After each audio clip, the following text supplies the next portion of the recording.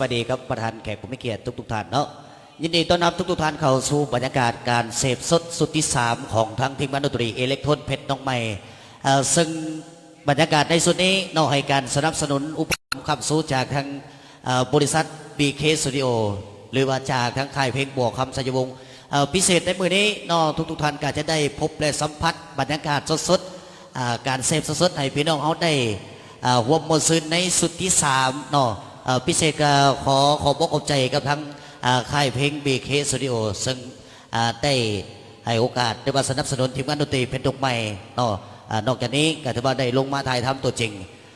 จากทั้งหัวหน้าบริษัท BK Studio แล้วกันนี้ก็ขอเสริญจุดมือสูงเกียรติของทั้งพี่น้องเข้าสู่บรรยากาศความมนซึนการบันทึกสุดที่3ของทั้งทีมงานดนตรีเพชรดอกไม้มอบเสียงเพลงแรกให้มาจากทั้งอาจารย์ก้อยคำพิไลนอกพี่น้องเขาอยู่ทั้งด้านนอกเขาก็ขออนุญาตเสิร์ชกันเข้ามาได้เด้อจับจองเป็นโต๊ะเป็นตังต้องการสถานที่นั่งหรือว่าเป็นเหล้าเป็นเบียร์เครื่องดื่มกับแก้มต่างๆสั่งกับทั้งงานพนักงานเพชรน้องไม้กันได้เนาะสำหรับทั้งงานพี่น้องเขาต้องการเสียงเพลงกันตามสบายมักแบบไหนขอกับทั้งโคศกหรือว่าขอกับทั้งเปล่านักห้องวันนี้บรรยากาศที่ว่าตั้งคิดตั้งใจอยากให้พี่น้องเขามี